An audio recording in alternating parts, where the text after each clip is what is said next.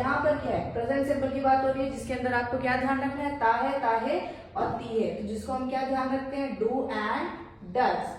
अगर हम यहाँ पर बात करते हैं कंटिन्यूस की, जिसमें क्या आता है, रहा ही है, तो यहाँ पर आप क्या यूज करेंगे बच्चा, इज, एम और आर। अगर हम यहाँ पर बात करते हैं प्रेजेंट परफेक्ट की, जिसमें क्या ध्यान रखना है आपको, चुका है, तो इसमें आप क्या ध्यान रखेंगे, यहाँ पर हैज एंड हैव।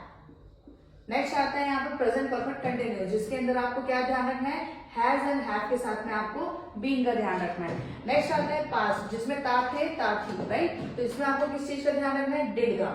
नेक्स्ट आता है पास्ट कंटिन्यूस का, जिसमें रहा था, जिसमें आपको क्या ध्यान रखना है, वॉज एंड वर का। नेक्स्ट आता है पास्ट परफेक्ट का, जिसके अंदर आपको ध्यान रखना है, हैड का। नेक्स्ट आता है यहाँ पर पास्ट परफेक्ट कंटिन्यूस रहा था, जिसमें आपको क्या ध्यान रखना है, हैड के साथ में बीइंग का ध्यान रखना है।